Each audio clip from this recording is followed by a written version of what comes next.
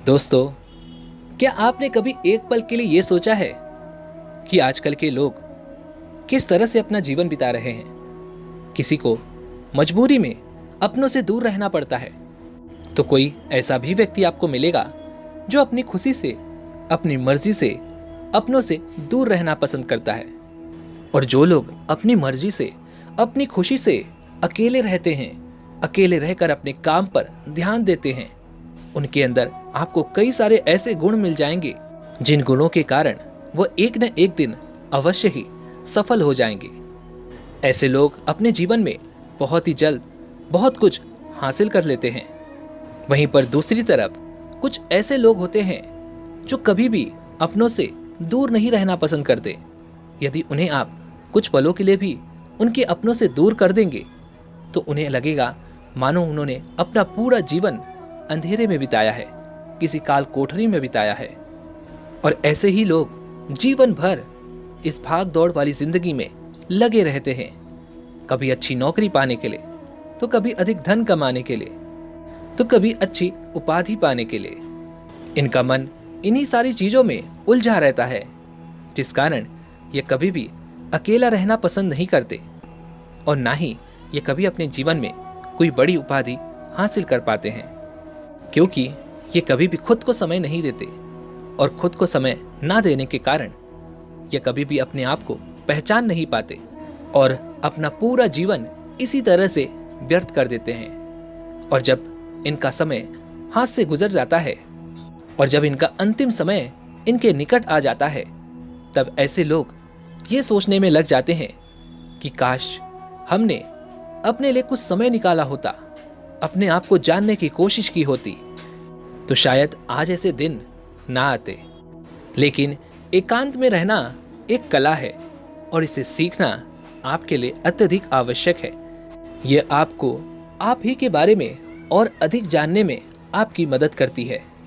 और इसका अर्थ ये भी नहीं कि आप अपने अपनों से, अपने घर वालों से, अपने सगे संबंधियों से हमेशा के लिए दूर हो जाएं।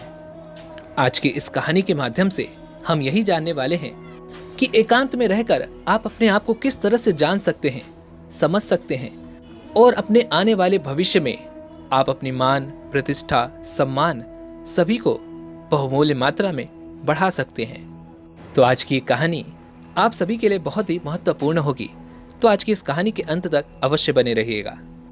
बहुत समय पहले की बात है, किसी नगरी में एक महान गुरुवर रहा करते थे।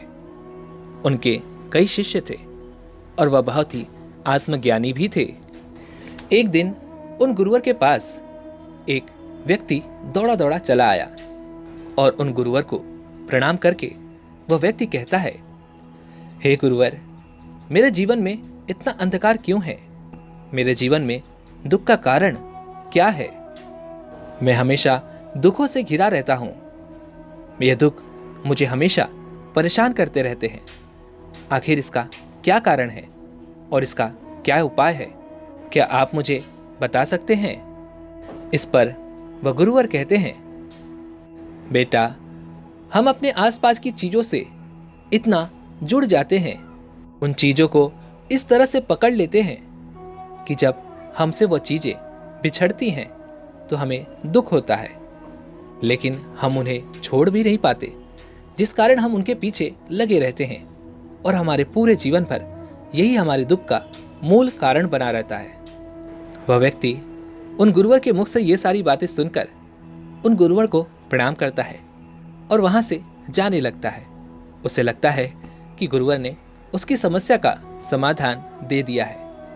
वह जैसे ही वहां से उठकर जाने लगता है, तभी वह गुरुवर उस व्यक्ति से कहते हैं, बेटा, मेरी पूरी बात तो सुन लो। तभी वह व्यक्ति कहता है, हे गुरुवर, मैं समझदार हूं। आपके द्वारा जो इशारा मुझे मिला है उससे मैं समझ चुका हूं और मैं अब अपने जीवन को खुशहाल बना लूंगा। इतना कहकर वह वहां से चला जाता है। लेकिन ठीक उसके 1 महीने बाद वह व्यक्ति फिर से उन गुरुवर के पास आता है और इस बार वह व्यक्ति पहले से भी ज्यादा दुखी था। वह पहले से ज्यादा अशांत था। उसकी सारी तकलीफें उसके चेहरे से झलक रही थी। वह तुरंत आकर उन गुरुवर के चरणों में गिर पड़ा और हाथ जोड़कर उनसे कहने लगा, हे गुरुवर, जैसा आपने मुझे कहा था मैंने अपने जीवन में बिल्कुल वैसा ही किया, लेकिन उसके बावजूद दुखों ने मेरा पीछा नहीं छोड़ा। मुझे अभी तक सुख की प्राप्ति नहीं हुई। मुझे तो केवल दुखों ने घेर रखा है और मैं इससे अभी तक मुक्त नहीं हो पाया। तभी वह गुरुवर उस व्यक्ति से कहते हैं, बेटा, तुमने मेरी बात का क्या मतलब निकाला? तुमने उसे अपने जीवन में किस तरह से उतारा? वह व्यक्ति कहता है, हे गुरुवर, आपकी बात सुनने के बाद मैं तुरंत ही अपने घर गया और जैसा कि आपने कहा था, हम चीज़ों से इतना जुड़ जाते हैं कि हम उससे अलग नहीं होना चाहते, और जब हम उससे अलग होते हैं तो वही हमारे दुख का कारण बनता है।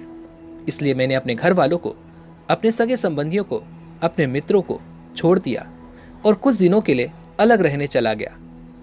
शुरुआत में तो मुझे बहुत अच्छा लगा, मुझे मन की शांति भी प्राप्त हुई, लेकिन उसके बाद मेरा मन उनसे मिलने के लिए तड़पने लगा। मुझे उनकी याद सताने लगी।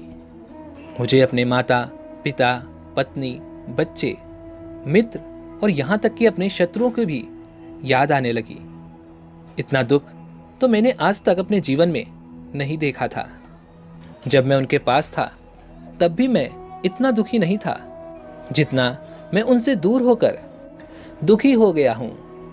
और इसीलिए आज मैं अपने घर वापस जा रहा था, लेकिन तभी मुझे आपकी याद आई और मैं यहाँ पर आ पहुँचा। हे गुरुवर, आपने मुझे इस तरह की गलत सलाह क्यों दी? यदि आप मेरा मार्गदर्शन नहीं कर सकते थे तो कोई बात नहीं, आपने मुझे बता दिया होता, मैं यहाँ से चला गया होता, लेकिन आपने तो मुझे गलत राह पर ढकेल दिया। ऐसा क्यों किया गुरुवर?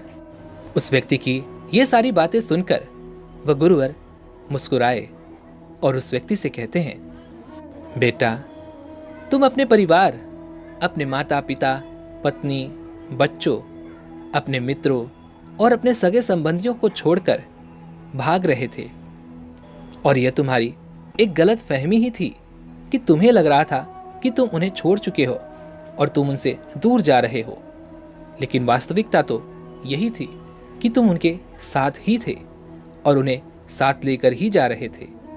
इस पर वह व्यक्ति कहता है, हे गुरुवर, मैं तो सभी को अपने पीछे छोड़ चला आया था। मैं तो किसी और राह पर था। मैंने तो अपना 1 महीना कहीं और बिताया, तो फिर भला मैं उन्हें कैसे लेकर जा सकता था? इस पर वह गुरुवर कहते हैं, जो चीज़ें हमें बहुत दुख देती हैं वह कहीं बाहर नहीं बल्कि हमारे भीतर होती हैं, और इतना ही नहीं, जो चीज़ें हमें अत्यधिक सुख देती हैं वह भी कहीं बाहर नहीं, वह हमारे भीतर ही होती हैं। जैसा कि तुमने कहा, तुम अपने परिवार वालों, अपने मित्रों, सगे संबंधियों और यहाँ तक कि शत्रुओं को छोड़कर अपने घर से चले गए थे, लेकिन इन सब की याद, इन सब की भावनाएं तुम्हारे मन से जुड़ी हैं और तुम इन्हें अपने मन के साथ ही अपने साथ ले गए थे। तो फिर तुम इनसे दूर कहाँ हुए थे? तुम तो इन्हें अपने साथ ही लेकर गए थे।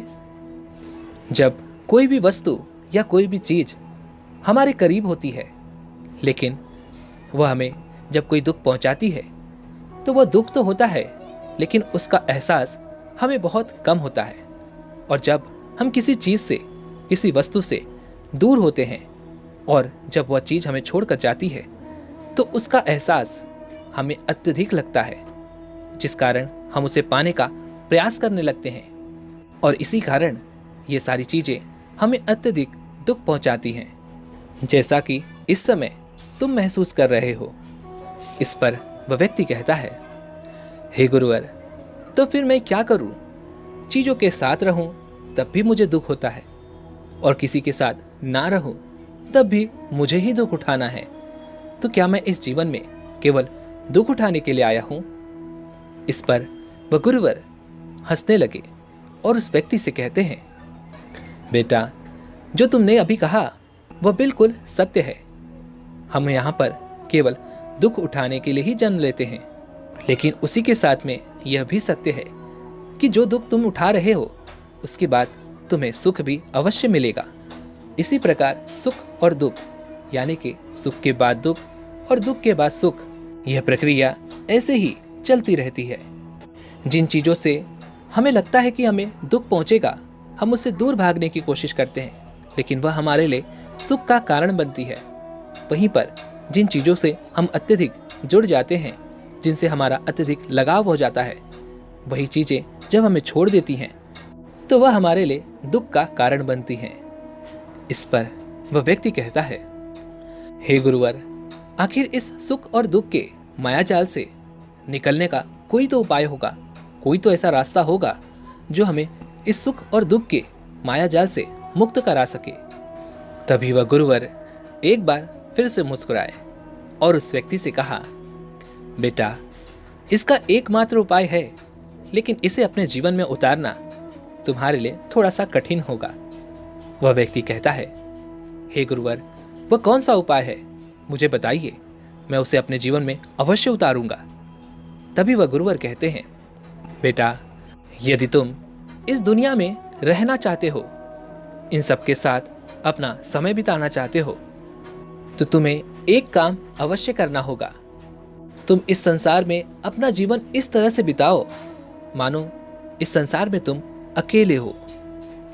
सबके साथ तुम रह सकते हो, लेकिन तुम्हें अपने जीवन को कुछ इस तरह से ढालना होगा जैसे कि मान लो तुम इस जीवन को अकेले ही बिता रहे हो। तभी वह व्यक्ति कहता है, हे गुरुवर, मुझे आपकी बात समझ नहीं आई। आखिर आप क्या कहना चाहते हैं? मैं इन सबके साथ रहकर अकेले कैसे रह सकता हूं? उस व्यक्ति की इस बात को सुनकर गुरुवर उस व्यक्ति को एक ऐसी जगह ले गए जहां पर अत्यधिक भीड़ थी। लोग वहां पर जमा हुए थे। उस बीच ले जाकर गुरुवर ने उस व्यक्ति से कहा, अच्छा, अब तुम मुझे ये बताओ, क्या तुम यहां पर किसी को जानते हो? इस पर वह व्यक्ति कहता है, हे गुरुवर, मैं यहां पर किसी को नहीं जानता और ना ही मैंने इन्हें कभी पहले देखा है। ये सभी मेरे लिए अनजान हैं। इस पर गुरुवर ने कहा, तो इसका अर्थ क्या हुआ? क्या तुम यहां पर अकेले हो? वह व्यक्ति कहता है, हाँ गुरुवर, मैं यहां पर बिल्कुल अकेला हूं। इसका जवाब देते हुए वह गुरुवर कहते हैं, नहीं, तुम अकेले नहीं हो।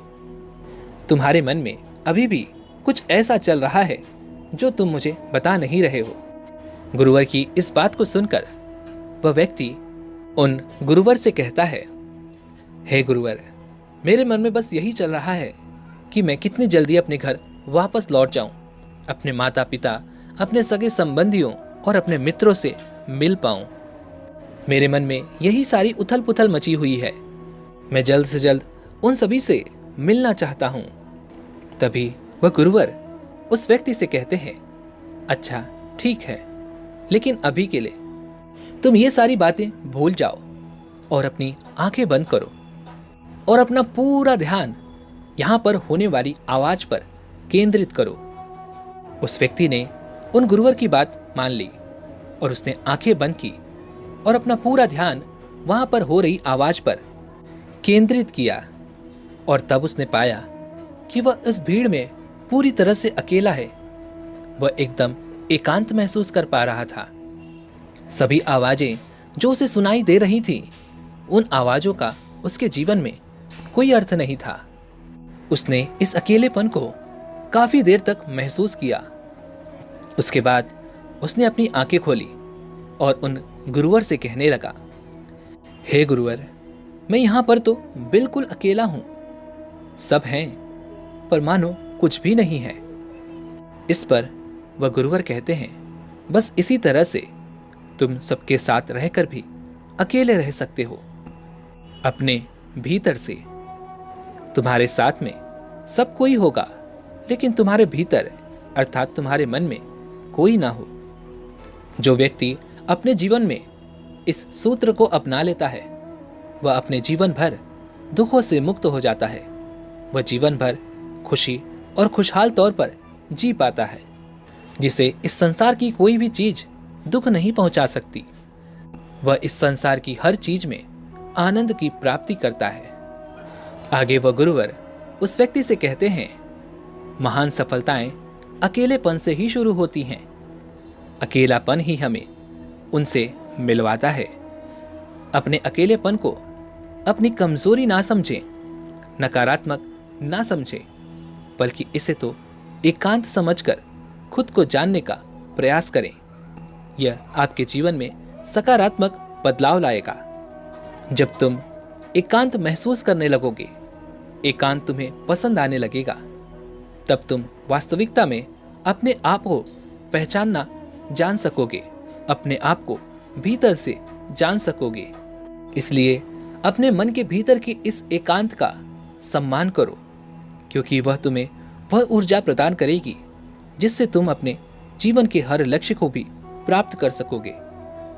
आगे वह गुरुवर उस व्यक्ति से कहते हैं, मैं तुम्हें एक ऐसी खूबी बताता हूं जो अकेले रहने वालों में होती है और उन्हें इस भीड़ से बेहतर बनाती है, अलग बनाती है।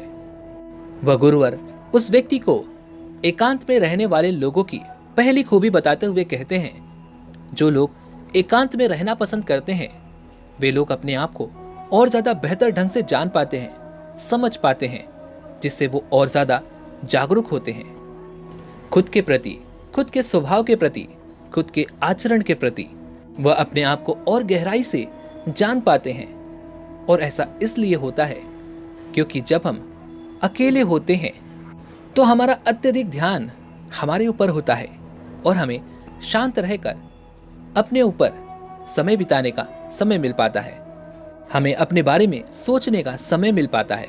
एकांत में रहने वाले लोग अपनी कमजोरी और अपनी ताकत को भी अच्छी तरह से जान पाते हैं, उसका इस्तेमाल वो अच्छी तरह से कर पाते हैं, जिस कारण वो इस भीड़ के मुकाबले में किसी भी परिस्थिति का सामना बड़ी ही सरलता और सहजता से कर लेते हैं।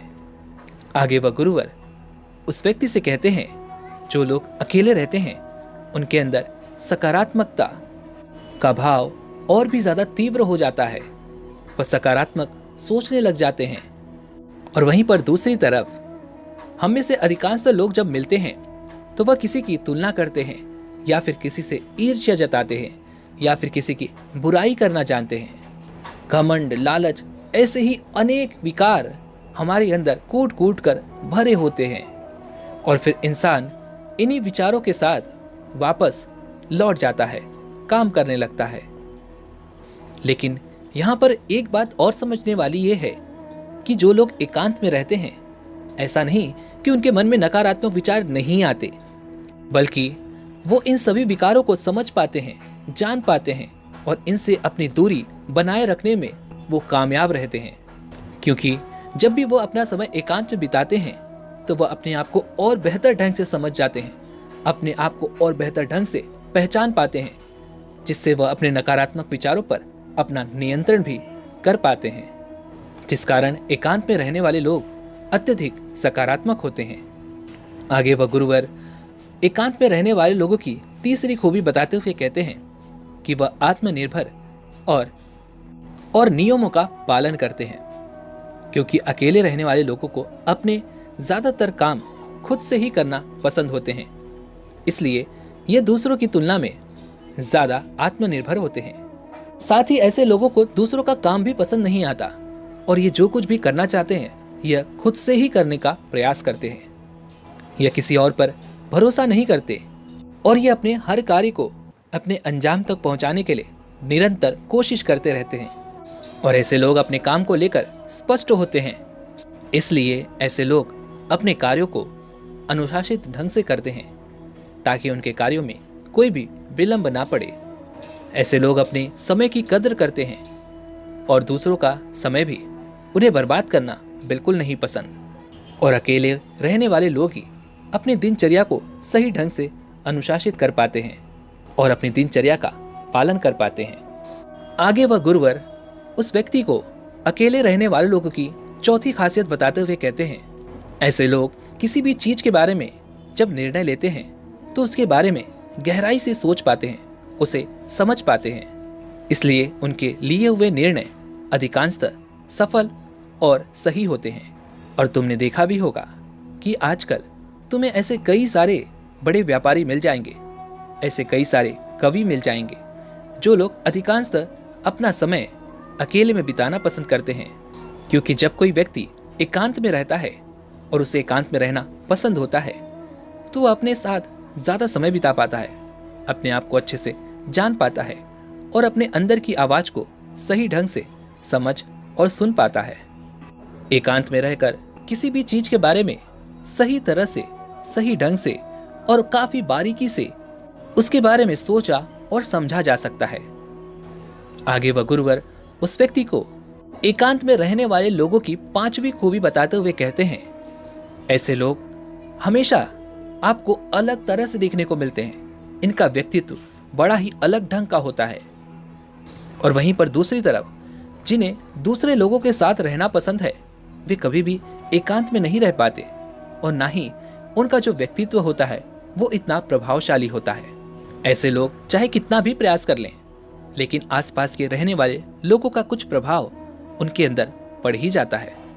दूसरों की आदतें, दूसरों के सोचने और विचारने का ढंग, ऐसी कई सारी आदतें उनके अंदर प्रवेश कर ही जाती हैं, जिस कारण वे लोग उन लोगों से कहीं पीछे रहते हैं जो लोग अकेले रहना पसंद करते हैं और ना ही इनके व्यक्तित्व में वह प्रभावशाली ढंग होता है। और वहीं पर दूसरी तरफ एकांत में रहने वाले लोग अपना ज़्यादातर समय खुद के साथ बिताते हैं और इनके सोचने और समझने का ढंग बहुत ही बारीकी तौर पर होता है, जिस कारण ये दूसरों की बातों से बहुत कम प्रभावित होते हैं और अपनी बातों से ये अत्यधिक प्रभावित रहते हैं। ये अपने जीवन जीने का ढंग खुद बनाते हैं, अपने नियम खुद तैयार करते हैं और उनका पालन ये बड़ी ही कठोरता के साथ करते हैं, जिस कारण इन्हें कोई और अपनी बातों से प्रभावित नहीं कर पाता। इसलिए ये लोग सबके साथ रहकर भी एकांत रह पाते हैं और इनका व्यक्तित्व भी प्रभावशाली होता है, लोगों को आकर्षित करता है। आगे वह गुरुवर उस व्यक्ति को छठी और बहुत महत्वपूर्ण आदत बताते हुए कहते हैं, जो लोग अकेले रहना पसंद करते हैं, जिन्हें अकेले रहना पसंद होता है, ऐसे लोगों के रिश्ते दूसरों के साथ अत्यधिक गहरे और मजबूत होते हैं। हालांकि ऐसे लोग ज़्यादातर लोगों से संबंध नहीं रखते, लेकिन जितने भी लोगों के साथ इनके संबंध होते हैं वे अत्यधिक गहरे और मजबूत होते हैं। ऐसे लोग अपने संबंध सच्चे दिल से बनाते हैं और ऐसे लोग अपने दोस्त बहुत ही कम बनाते हैं, लेकिन ये जिनसे भी दोस्ती करते हैं उसे पूरी ईमानदारी से निभाने की कोशिश भी करते हैं। आपने देखा होगा, जो व्यक्ति एकांत में रहना पसंद करता है वे लोग बहुत कम बातें करते हैं, लेकिन जब ये अपने मित्रों के साथ होते हैं तब आप इनकी बातें सुनकर हैरान रह जाएंगे, क्योंकि इनकी बातें कभी खत्म ही नहीं होती।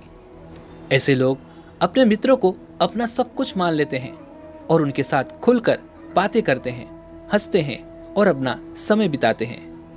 आगे वह गुरुवर उस व्यक्ति से अगली खूबी बताते हुए कहते हैं, ऐसे लोग मानसिक और भावनात्मक तौर पर अत्यधिक मजबूत होते हैं, क्योंकि ऐसे लोग सच जानते हैं और वास्तविकता तो यही है कि जब कोई भी मुसीबत उन पर आन पड़ेगी तो उनका सामना उन्हें अकेले ही करना होगा, जिससे उनके मन में एक और आत्मविश्वास जग उठता है, जिस कारण वह अपने सकारात्मक ढंग और नज़रिए से किसी भी समस्या का हल निकालने में सफल हो जाते हैं। और ऐसे ही जब वो एक एक समस्या को हल करते चले जाते हैं तो उनके मन का विश्वास और तीव्र हो जाता है, अत्यधिक मजबूत हो जाता है और वह भी आगे बढ़ने के लिए और तेजी से उत्साहित होने लगते हैं। और उनकी इच्छा शक्ति कुछ इस प्रकार से हो जाती है कि कोई भी समस्या अब उन्हें हरा नहीं सकती, और यही इच्छा शक्ति उन्हें भीड़ से अलग बनाती है, लोगों से अलग खड़ा करती है। इतना कहकर वह गुरुवर शांत हो गए। तभी वह व्यक्ति उन गुरुवर से कहता है, हे गुरुवर, आपकी सारी बातें मैं समझ गया, लेकिन ऐसा क्यों कहा जाता है कि अकेलापन एक वरदान है? यह सुनकर उन गुरुवर ने कहा, अकेलापन हमेशा से ही एक वरदान है जो हमें भीड़ से अलग बनाता है, सोचने और समझने का एक अलग ढंग देता है, किसी भी चीज को समझने और जानने का एक अलग तरीका देता है। क्योंकि जब हम इस संसार के लोगों के साथ होते हैं तो हम भी उस भीड़ का एक हिस्सा होते हैं, और जैसा वो भीड़ करती है हम भी वैसे ही करते चले जाते हैं। जहाँ वह भीड़ जाती है हम भी वैसे ही चलते चले जाते हैं। लेकिन जब हम खुद के साथ होते हैं, अकेले होते हैं, एकांत होते हैं, तो हम ये समझ पाते हैं कि क्या भीड़ सही कर रही है या नहीं, क्या भीड़ सही दिशा में जा रही है या नहीं। और फिर हम अलग ढंग से अपने कार्यों को करना शुरू कर देते हैं, क्योंकि हम अपने बारे में जान चुके होते हैं। हमें अपने बारे में यह पता चल चुका होता है कि हमें किस दिशा में जाना चाहिए और हमारे लिए क्या सही है, क्या उत्तम है। यहाँ तक कि हम अपनी कमजोरियों को भी समझ सकते हैं, उस पर काबू पा सकते हैं। इसे हम इस तरह से भी कह सकते हैं कि हम अच्छाई की राह पर चलते हैं और इंसानियत को समझ सकते हैं। इतनी बात कहकर वह गुरु एक बार फिर से चुप हो गए और उस व्यक्ति को अब उन गुरुवर की सारी बातें समझ में आ चुकी थी। उसने उन गुरुवर को प्रणाम किया और अपने घर की ओर चल पड़ा। दोस्तों, इस कहानी के जरिए हम ये तो समझ गए कि जिन चीज़ों को हम पाना चाहते हैं, जब तक हम उन्हें पा नहीं लेते तब तक तो हमारे मन में दुख रहता ही है। लेकिन जब हम उन चीज़ों को पा भी लेते हैं तो उसके बाद भी हमारे मन में दुख बना रहता है, क्योंकि हमें यह डर बना रहता है कि कहीं वह चीज़ हमसे छूट न जाए, हमसे बिछड़ न जाए। और इसी कारण हमारा डर हमारे जीवन में लगातार यूं ही बना रहता है और यह हमें हमेशा प्रताड़ित करता रहता है, दुख देता रहता है। और इसी तरह से हम एक चीज़ को पकड़ते हैं, फिर दूसरी चीज़, फिर तीसरी चीज़। हमें तो ये लगता है कि हम अपने लिए सुख बटोर रहे हैं, लेकिन हम तो अपने लिए दुखों का पहाड़ बना रहे होते हैं। पर जिस व्यक्ति ने अकेलेपन को समझ लिया, अकेलेपन को जान लिया और इसे अपने जीवन में उतार लिया, वह इस संसार में रहकर भी, लोगों के साथ रहकर भी वह उस आनंद की प्राप्ति कर सकता है जो उसे चाहिए। वह सारी चीज़ों को ग्रहण करते हुए भी सुख को प्राप्त कर सकता है, अपने जीवन को मस्ती में और आनंद में जी सकता है। अपने लिए क्या सही है, क्या गलत है, इसका वह फैसला भी कर सकता है। दोस्तों, उम्मीद है कि आपने आज की इस वीडियो से ज़रूर कुछ न कुछ सीखा होगा। तो आज की इस वीडियो को लाइक और अपने दोस्तों के साथ शेयर करना ना भूलें और हमें ऐसे ही सपोर्ट करने के लिए चैनल को सब्सक्राइब और घंटी बटन को भी ज़रूर से दबा दें। तो चलिए मिलते हैं ऐसे एक और वीडियो में, तब तक के लिए अपना ख्याल रखें। धन्यवाद।